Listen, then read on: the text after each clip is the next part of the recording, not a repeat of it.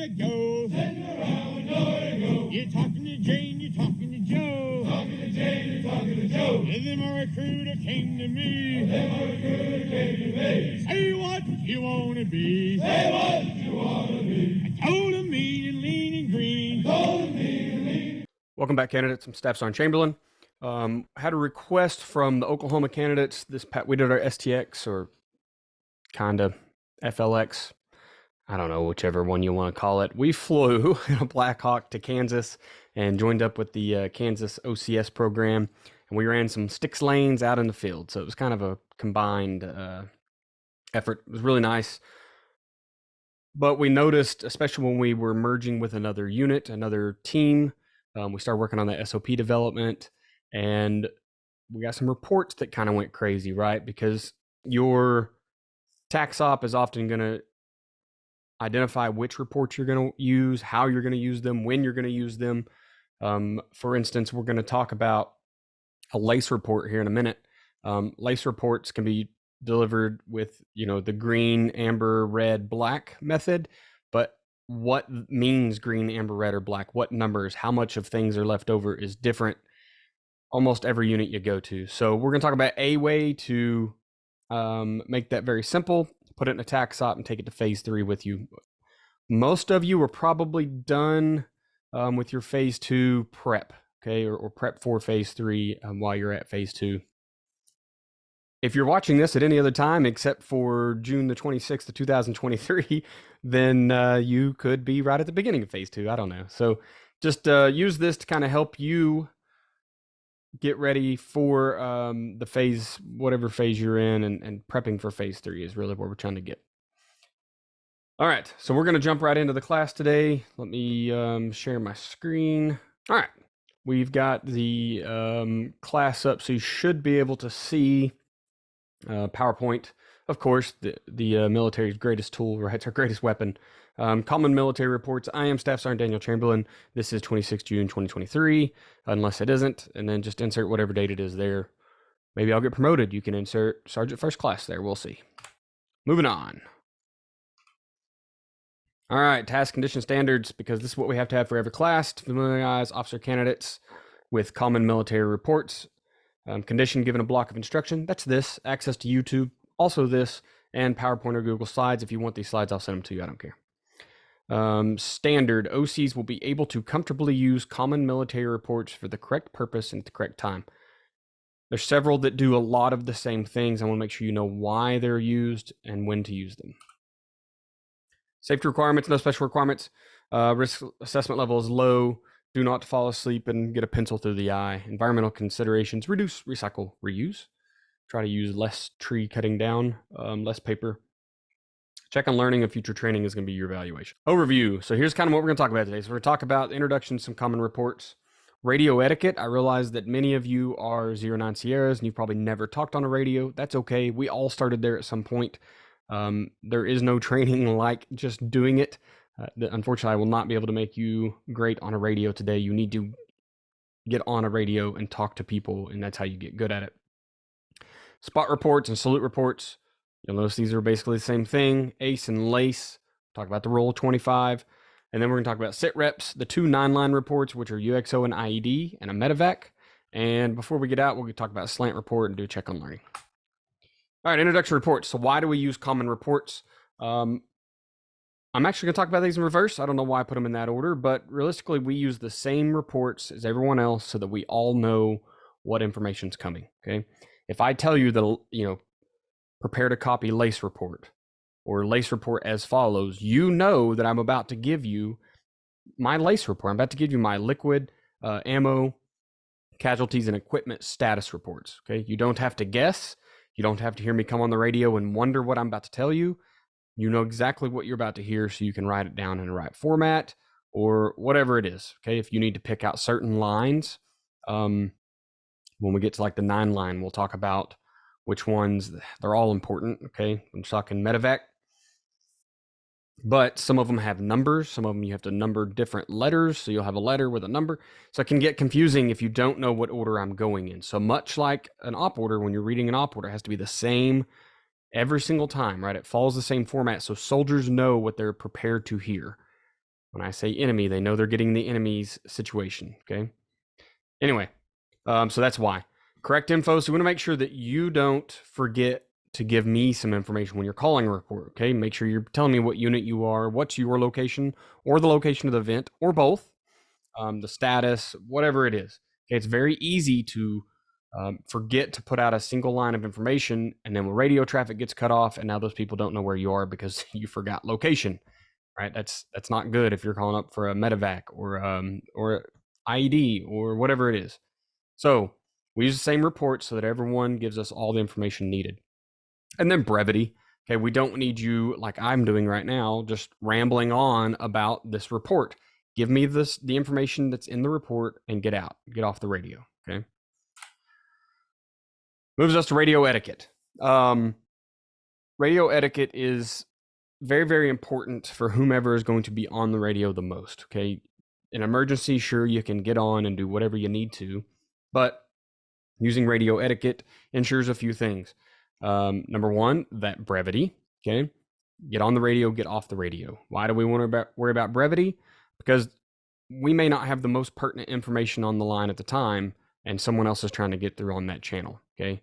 So if you're reporting up that you saw an old lady cross the street and someone else has an IED report to call in, you need to be very brief, because remember, once you hold the mic or hold the button on the mic, you own the channel until you let it go. No one else can talk.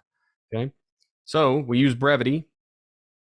We get on the mic, we get off the mic, so that if someone else out there has more pertinent information, they can break in using a break. That's how they'll steal the line. That lets you know, stand down. My information is more important, and hopefully it really is. And also emergency situations can get the right of way. Okay, so you could even be calling in for an IED report, and someone else needs a MedEvac, or those, they can kind of go in different lines, and everyone thinks their stuff is the most important. And we're going to talk a few times today about why you need to believe that yours is the most important. But when it really isn't, sometimes it's okay to let someone else steal the mic and call out their important information. Could save lives. All right, then at the top, for once again, I did this in reverse. I don't know why. This is how we speak, okay? So we always want to say, hey, you, this is me, or higher, this is lower. But of course, you're going to put your call signs in there, right? So, hey, Goose, this is Maverick. But you don't say hey, right? You're just going to say Alpha 1-2, this is Alpha 1-1. And then they'll come back, Alpha 1-1, this is 1-2, go ahead. And then you tell them whatever you want to tell them, okay? So it's get on, get their attention, and get off. Law enforcement does use the reverse, okay? They say their name first and then who they're trying to talk to. And we have seen some candidates struggle who are in law enforcement to get those reversed if they've not spent time in the military. I don't know that either one is better or worse. If I'm manning a radio, I don't want to have to pay attention to every single sender before I hear who it's going to. But also, you probably need to be monitoring all traffic on the net. At least this way, in the military way, once you hear your name, you can perk up, understand who it's coming from, and then start receiving info. All right, moving on. All right, jumping into our reports. So spot and salute. So you need to understand that both of these are allowing us to pass on intel about another element or a situation or an activity or an event, whatever it is. Okay, they're both doing the same thing. The spot report is just more detailed, okay? So it actually includes the salute report, as you can see here. So the spot report is 10 lines. Salute report is, 6 lines? Yes, it is. I can count and everything, okay? So spot report, date time group, okay? So that's where you're going to put, your date time group of what time it is you're making the report. Notice the difference there. That is what time you were making the report. Your unit. The salute report then is size, so the size of the detected element. Activity, what are they doing? Okay, so a lot of times in OCS, you're going to be on a 2 to 3 man team, is what you're going out to find, and you're going to figure out what they're doing. So they may be walking back and forth, they may be guarding a communications node, they may be doing whatever, okay? So what size are they? What activity are they doing? The location they are at, unit. So if you can tell what military garb they're in, if they have a patch, a flag, perhaps they are dressed, when we're working in the Middle East, like different turban colors meant different things, different designs of clothing. So anything that you can tell that you know for sure, or a pretty good chance that it's correct, you can put that there. Okay. Time, date, time group of the observation. Equipment. So what equipment did you see? A lot of times in OCS lanes, this will be that communications node. This will be a truck. This will be radio, whatever it is. Okay. Line 9, assessment. So what was the reason that you thought? So the apparent reason or the purpose that of the activity. Okay. So are they trying to draw your attention while something else happens? Were they just trying to stack ammo in a cache? Were they trying to feed everyone? Gathering water at a creek, whatever it is, okay? And then narrative, so anything else you need to say to clarify that report. So notice the spot report is very long. You need a lot more information. It requires you to do assessments. Remember that you are not S2, okay? So a lot of times it's better to just pass on intel, let them decide things, and they can come back with questions, okay? And that's where that assessment comes. So I recommend a salute report in most cases. Number one, it's just shorter, and all the letters would mean something. The word salute is written in there. To where spot, not so much. You start trying to think of what letters mean things with spot, and it's not good. Okay. So I recommend a salute report unless otherwise requested. All right. So ace and lace. Once again, these are two very, very similar. Both report your unit mission readiness. Okay. So I'm not asking you necessarily how many rounds of ammo you have. I'm asking, do you have enough ammo to carry out the mission? Okay, so lace report contains the ace. Once again, as you can tell, I've had it divided in red and black. The ace report is better when reporting in immediately following a tick or troops in contact. Okay, I don't care when you're getting shot at or just went through gunfire how much water you have. It's not important to me at that time. Now, when we start reconsolidating and figuring things out, that may become more important. I need to know if you have enough water to carry out a multi-day mission or whatever it is. You have to use them both at OCS, okay? So ace when you're on the X, when you're trying to get off the X, when you're reporting what just happened. Lace when after you've reconsolidated and you're setting the ORP. Because candidates are going to run out of water. And it is your job as leadership, whether it's that lane leadership or overall platoon leadership, it's your job to make sure they have enough water. So it's okay to go ahead and pass up a lace report when necessary. I recommend the rule of 25, okay? But follow whatever SOP you and your candidate buddies decide on SOP development day, which will be the first couple days of phase 3. Here's our percentage breakdown at Oklahoma. So, but if you look at water, we generally carry out 4 quarts. We carry out 2 1-quart canteens and a 2-quart Camelback. So that very easily divides, right? So if candidates only drink from one water source at a time, which makes the most sense, you just drink out of your Camelback and fill it up when you need to, and your canteens are your spare. Now I can say, okay, per soldier, which is this has to be reported per soldier or per weapon type, but per soldier on liquid, how much water do I have remaining? If I've not taken any drinks, I have 100%, I'm green. If I've drank, half of my Camelback, that's a quarter of my stuff is gone. So now I'm pushing that green amber line. It's better to report a worse situation than a better situation. So maybe that pushes me to amber. For sure, if I've consumed a full canteen, now I'm definitely down into amber. Okay. If my whole Camelback is gone and I have 2 canteens, I'm at that amber red line. See how this can get if I'm into my last canteen, I am black. If anyone in your element is black, everyone is black, unless you can bring them back up by reconsolidating water, okay? And that's kind of how it works. Once anyone has gone red or black, the whole element is that. Especially when we start talking about casualties and equipment, okay? If our radio goes down, which it won't at OCS because it's not real anyway, and that means I'm black on communication, the whole element is black, okay? If someone gets shot in the leg and they cannot continue, they can't move, they become a litter casualty, that means the whole group is going to have to be either red or black, whatever that means to your SOP. So just to kind of figure out what each of those means to you, but use that rule of 25. All right, so situation report or a SitRep. You're going to hear SitRep a lot. There is a full 17-line commander SitRep you can find online. We are not going to use that at OCS Phase 3, okay? It's not necessary. SitRep, when we're going to use a very abbreviated and tell a quick story format, okay? For instance, during training this past month when we grouped up with Kansas, Our soldiers left a soldier lying in the weeds. Okay, they got down and got 360 security. They moved back to make an ORP because they were too close to the objective. And when they left, when they all got up and went back to the new ORP, they left one soldier lying there. Okay, this is a situation where I can use SitRep. Hey, higher, this is lower. We left someone at the last, secure area. We're moving back to find them now. Okay. Obviously, you want to use their name if you can, or more preferably their call sign, which is another reason everyone should have call signs. You can give the date time group if necessary, but realistically, it's like, I know I just reported to you that we were in a secure area. When I left and reported to you, we went to this ORP. We're down a person. We're going back to find them.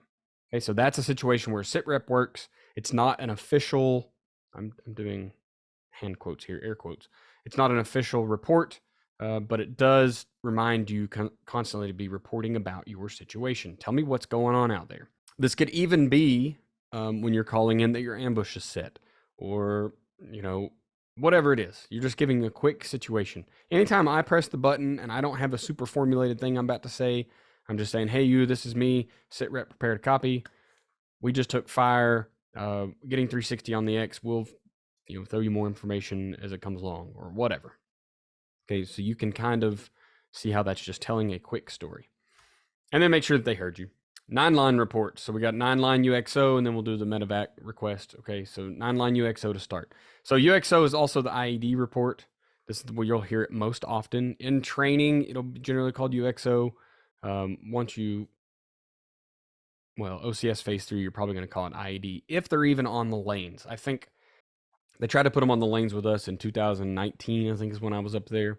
And it just kind of went crazy because they don't have 155 rounds to throw around, or grenades. It was like the resources weren't there. So now candidates were calling everything under the sun an IED. If 4 sticks were within a meter of each other, we were stopping and calling up an IED report. We started wasting candidates' time on lanes, which, of course, you run out of time, you can fail your lane. So not sure how they're doing that there now, but if they do, you need to know how to do it. So 1 is date time group discovered.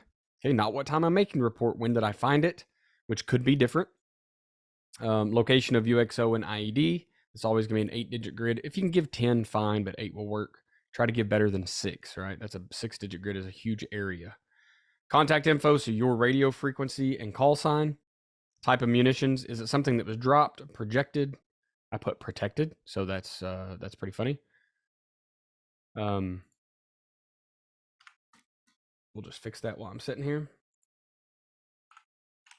Hey, there we go. So dropped, projected, placed, or thrown. Realistically, what does that mean is, did our artillery launch a round out there and now it's stuck in the ground? It didn't go off. Is it a bomb that came out of an airplane, so that would be dropped? Okay. Was it a grenade? Someone had thrown it? Or is it like one of the 5-gallon buckets packed full of their HME, homemade explosive, and that's something that's placed there, right? So that's truly getting into that IED thought process. But if it's just a 155 round and you can't tell if it's wired up or not, you can call that projected, and we'll go from there. 5 is seaborne contamination. 6, resources threatened. 7, impact on your mission. Obviously, those 2, resources threatened. What around you could be destroyed? And then your impact on mission. Is it halting your mission? Is it going to stop your mission? Is it blowing up the place your mission is supposed to go to? Okay, so it can change your mission big time. Are you going to miss a time hack? All those things. Protective measures taken. So this is generally the 5 C's. So, if that's what you've done, just whatever you did to make the area safe for others. And then recommended priority. So is that immediate, indirect, minor, no threat? Look, if you're calling it up, it's not no threat, and it's probably not minor. Okay, it's probably going to be immediate or indirect. And if it's not, their EOD is never going to come pop it anyways. Okay, so you're going to have to move on or do it yourself. So probably want to call one of those top 2. At OCS land, it's almost always going to be immediate. If they're placing IEDs, it is immediate. You need to get rid of the IED. Well, we'll talk about 9-line, then we'll talk about how to call these things up. I know the formatting here looks like crap. This is what happens when PowerPoint just kind of takes a turn for the worst. So 2 different boxes here, and it formatted them different. The color's on purpose, so we'll talk about color quick. To get a bird in the air, you must give them the first 5 lines of the MedEvac. Okay, You have to give them 5 lines. Everything else can come later, but to get a bird in the air, which is the most important thing here, you got to give them 5 lines. All right, so line 1, location of pickup site. Once again, 8-digit grid. That's a pickup site. That's your landing zone. Where have you set up? Where do you expect it to be?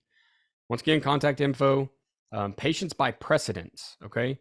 You're going to have urgent, priority, or routine. Notice the descriptions. So urgent, loss of life, limb, and we always say, or eyesight within 2 hours.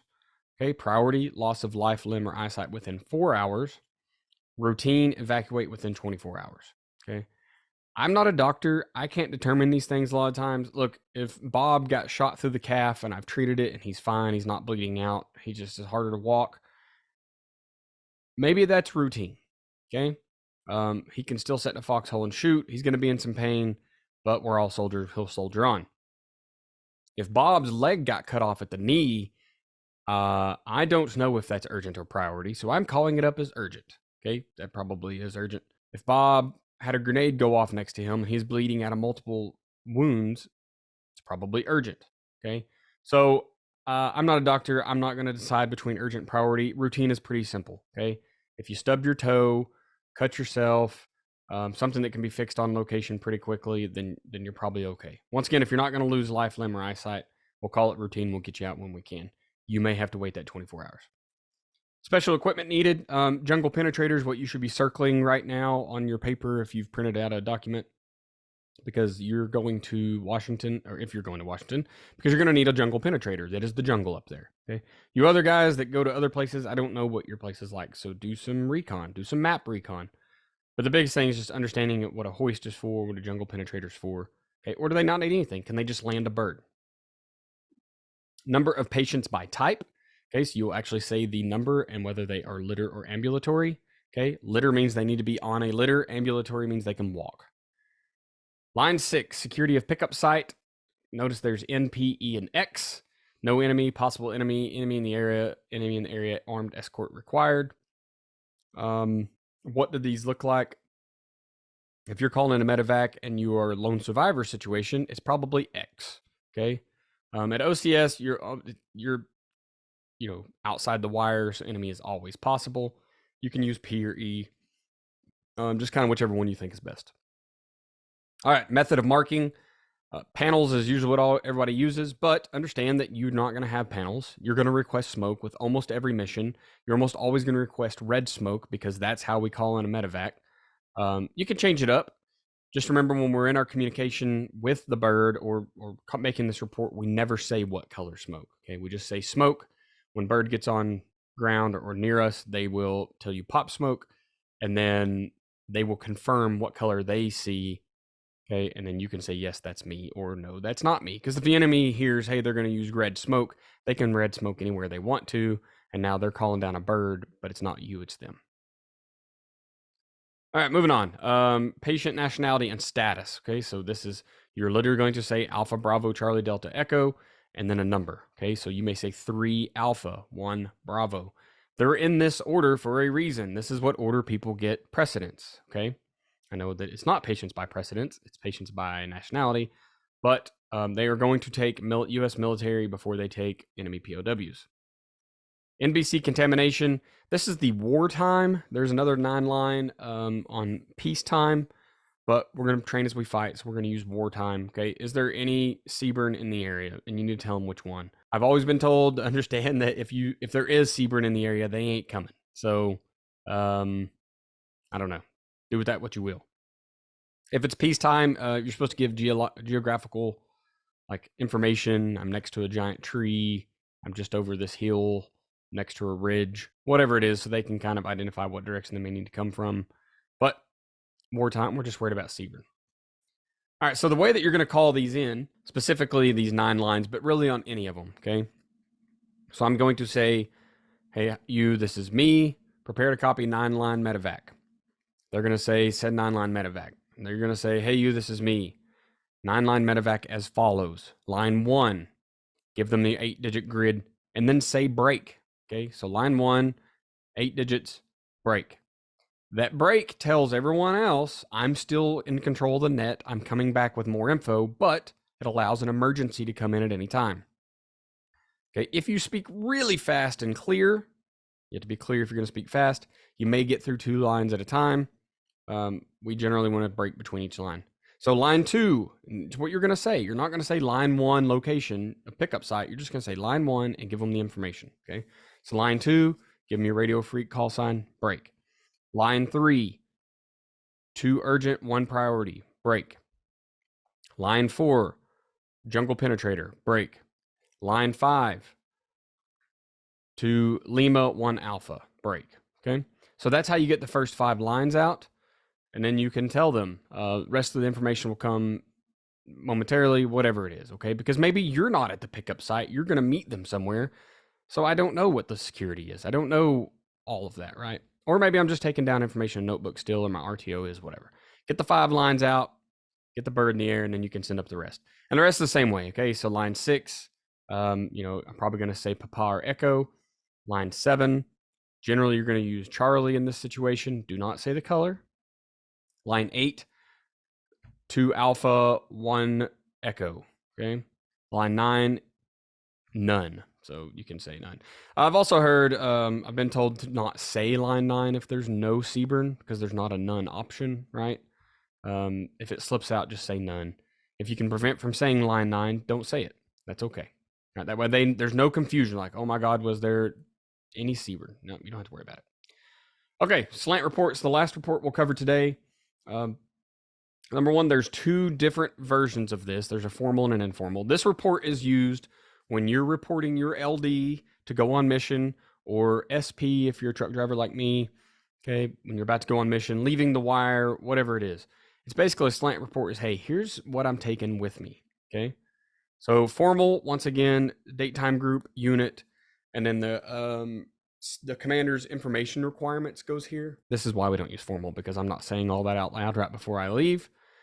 And they know what date, time, group it is because they're listening to you talk, and your call sign gave them the unit. If you're going to use the informal, which we would almost always use, it would sound something like this. Higher, this is lower, requesting LD time now, or at a certain time, they'll come back and say lower, this is higher. You've been granted LD, send SLANT report before you step off. Higher, this is lower, SLANT report as follows. I have 1 0 packs, 8 M4s, 2 240 Bravos, 1 radio, whatever else you have is important. 2 maps. If you've got whatever you're going out with, okay, that's important information, or important, could have important info on it, but important equipment, key equipment, you're going to put it there, okay? I'm not so worried about really like how many grenades and stuff you have. That could be company SOP. I've never left the wire with live grenades, so I've not had to worry about putting that in a SLANT. So I'm probably not going to put it here either. I'm not going to tell them how many rounds of ammo I had. It's expendable, so why would I tell them how many grenades I have? If you have different military members with you, or civilian going with you, or whatever, then you could put that in there. So instead of saying 10 packs, you may say I have 1 0 U.S. military, and I have 1 whatever newspaper or article writer. All right, and then if you're going to continue with the formal, the narratives, you just kind of tell us what are you doing, why are you leaving the wire, whatever. If you need to clarify that report, why is there a newspaper article writer with you, right? Well, because we're doing a training mission and they're going out with us. Okay, they're embedded with us. So that would be what the narrative's for. Really worrying about 4 and 5 here. We don't say line 4, line 5. We just say SLANT report as follows, and we tell about it. All right, if you have any questions, please put them in the comments below. I don't mind coming back and answering them. You can also email me. I've posted my email on here a couple times, so feel free to grab that. Check on learning, so something to think about and see if you can answer it without going back. If you can't, go learn it. When should an ACE report be used instead of a LACE? How many lines of a 9-line MedEvac to get the bird in the air? And when can a SitRep be used? All right, in summary, here's what we covered. Introduction to common reports, radio etiquette, spot and salute reports, ACE and LACE with your rule of 25. SitReps, 9-line reports, so the IED, UXO, and the MedEvac, SLANT reports. And we did the check on learning. Here's your references if you want to look at it. This Combat Skills for Small Unit Leaders is a sweet little pamphlet. You may even see if your supply group can order those, because they have literally everything on them. I'll show you it right here before we close out. And then FM 100-15 is core operations. All right, so this bad boy right here is the that combat skills for small unit leaders. Okay, and it has all sorts of stuff in here. So what are your weapon statuses, weapon ranges? This thing is awesome to have in your pocket. I don't even know how big it is. Apparently that big. How to run a radio, how to camouflage yourself. Okay, it's kind of like a little ranger's handbook just in your pocket. TCC or TC3. Okay. I guess we're not just doing ABCs anymore, but how to call for fire, right? This is a question you guys have a ton.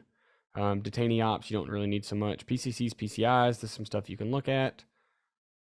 Anyway, you can find one of these bad boys and use it. It's pretty awesome. There's your op order. Man, you could have that in your pocket and you don't even need a template anymore. So anyway, there you go. Patrol bases on there. This is a pretty sweet little thing if you think your supply can get it to you before you ship out to phase 3. If not, maybe print this and just take it with you. All right. So once again, I appreciate you guys watching the channel. Please, if you don't mind, like it, share it, spread the word. We're still, just trying to help as many candidates as possible pass OCS. I want to do as much as I can before I get out of the program as a TAC or an instructor. I do both, but the program will go on. So I just want you guys to be as successful as possible. If you have any questions, email me. It's at danbcha@gmail.com. You can shoot it there. Yep, that's probably the best place. Find me on Twitter at Coach Chambo OK. Word Coach, CHAMBO OK. You can hit me up on Twitter if you want to. It's a lot more football side of the house because I'm a football coach as well, but it is there if you need it. All right, guys, thank you so much. Have a great day. Around, nowhere to go. Sitting around, nowhere to go. You're talking to Jane, you're talking to Joe. Talking to Jane, you're talking to Joe. And then my recruiter came to me. Say what you want to be. Say what